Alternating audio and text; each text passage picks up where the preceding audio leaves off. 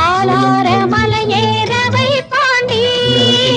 ஆலார மலையேறவை பாண்டி, கந்தா என்றால் இங்கு வந்தேன் என்று, கந்தா என்றால் இங்கு வந்தேன் என்று சொல்லி வருவாண்டி தருவாண்டி